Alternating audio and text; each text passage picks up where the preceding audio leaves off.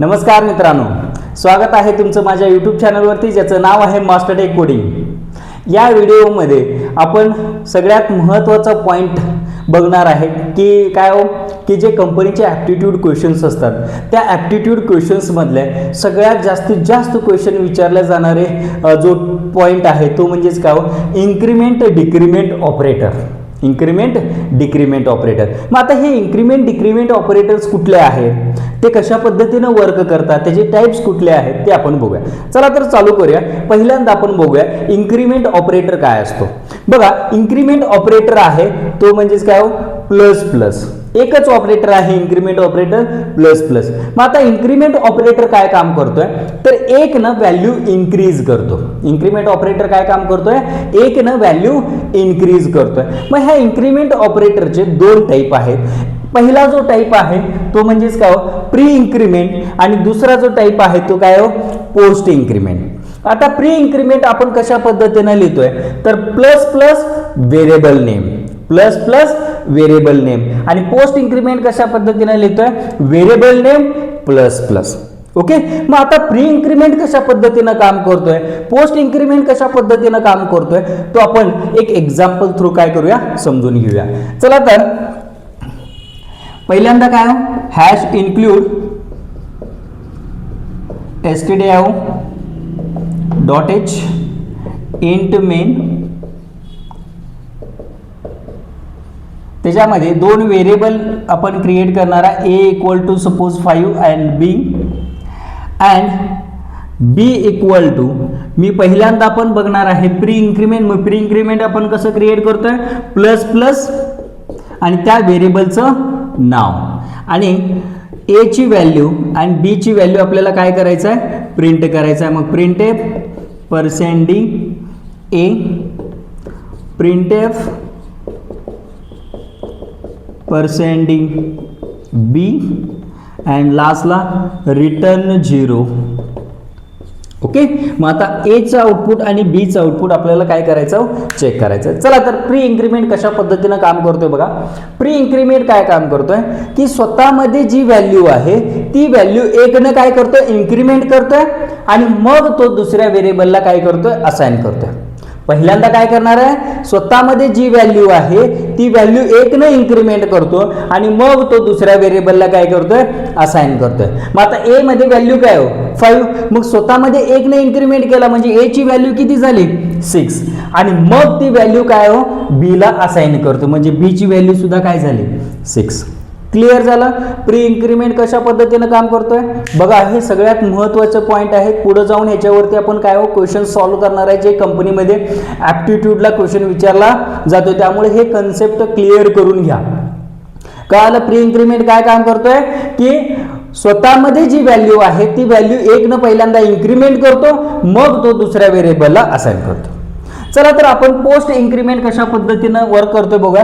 मग post increment कशा पद्धतीने लिहितोय आपण पहिल्यांदा व्हेरिएबलचं नाव अँड प्लस प्लस। मग व्हेरिएबलचं नाव काय a अँड प्लस प्लस। मग आता पोस्ट इन्क्रीमेंट काय काम करतोय बघा की पहिल्यांदा स्वतःमध्ये जी व्हॅल्यू आहे ती व्हॅल्यू दुसऱ्या व्हेरिएबलला असाइन करतो। स्वतःमध्ये जी व्हॅल्यू आहे ती व्हॅल्यू दुसऱ्या व्हेरिएबलला काय करतोय असाइन करतो म्हणजे b ची व्हॅल्यू किती होणार आता 5, कारण जी स्वतःमध्ये व्हॅल्यू आहे ती व्हॅल्यू दुसऱ्या व्हेरिएबलला पहिल्यांदा असाइन करून देतो मग स्वतःमध्ये काय करून घेतोय एक न इन्क्रीमेंट करून घेतो। समजलं आता पोस्ट इन्क्रीमेंट कशा पद्धतीने काम करतोय स्वतःमध्ये जी व्हॅल्यू आहे ती व्हॅल्यू दुसऱ्या व्हेरिएबलला पहिल्यांदा असाइन करून घेतोय आणि मग तो काय करतोय स्वतःमध्ये एक न व्हॅल्यू काय करून घेतोय इन्क्रीमेंट करून घेतोय। डन, क्लिअर झालं।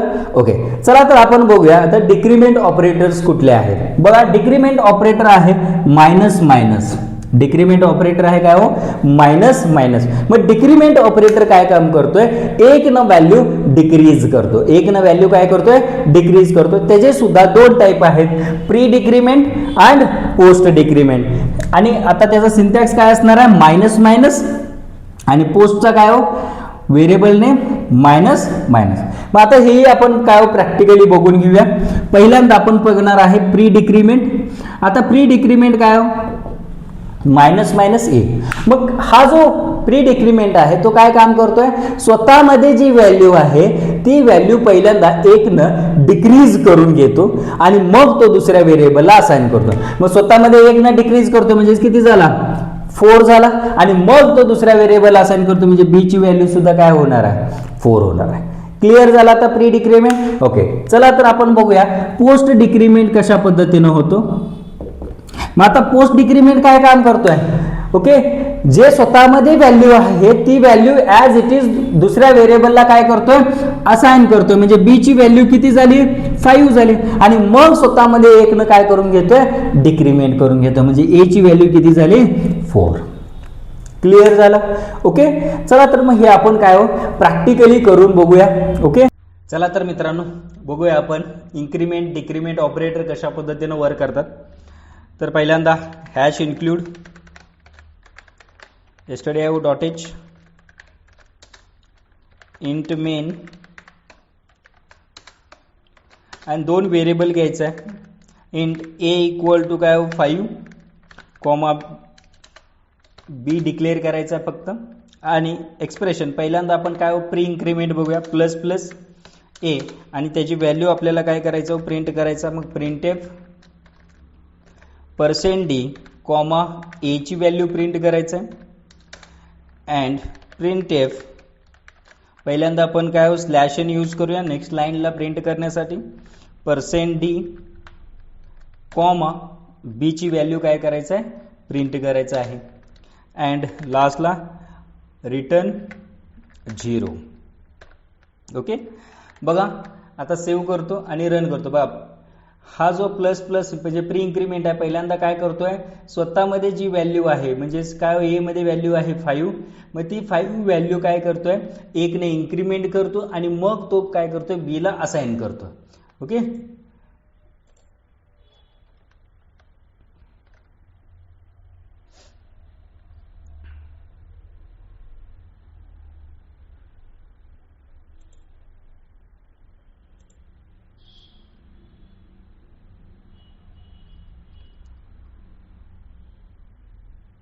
थोडासा रन व्हायला वेळ घेतला.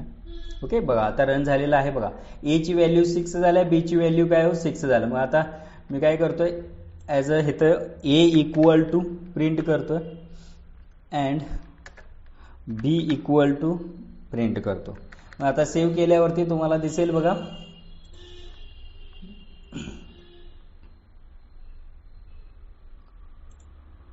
बघा आता ए इक्वल टू काय झालाय 6 व्हॅल्यू आलाय, बी इक्वल टू काय 6 व्हॅल्यू आहे. क्लिअर झालं प्री इन्क्रीमेंट कशा पद्धतीने काम करतो. ओके, आता जरा पोस्ट इन्क्रीमेंट कशा पद्धतीने काम करतो. ए प्लस प्लस आता सेव्ह करतो. बघा आता ए ची व्हॅल्यू काय येणार आहे आणि बी ची व्हॅल्यू काय येणार आहे.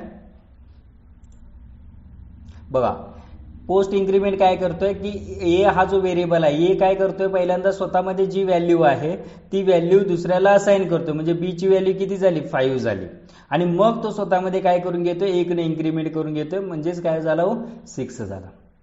क्लिअर झालं आता. ओके, चला आता नेक्स्ट आपण काय बघणार आहोत प्री डिक्रीमेंट बघणार आहे. Pre decrement same to same pre increment सारखा आहे.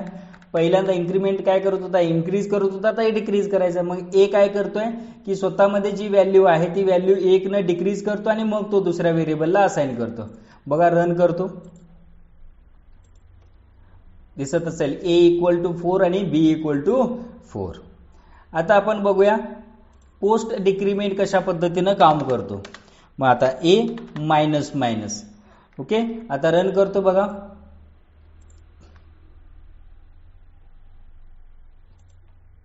आता ए इक्वल टू 4 म्हणजेच काय पहिल्यांदा स्वतःमध्ये काय स्वतःची व्हॅल्यू काय करायला केलाय दुसऱ्याला असाइन केला म्हणजे बी ची व्हॅल्यू 5 झाला आणि मग स्वतःमध्ये काय करून घेतला 1 न डिक्रीमेंट करून घेतला. ओके, हा व्हिडिओ सगळ्यात महत्त्वाचा आहे ॲप्टिट्यूडच्या दृष्टिकोनातून. पुढच्या व्हिडिओमध्ये आपण काय हो की ह्याच्यावरच्या ॲप्टिट्यूडला कशा पद्धतीनं क्वेश्चन्स विचारले जातील ते आपण काय हो बघणार आहे विथ प्रॅक्टिकली.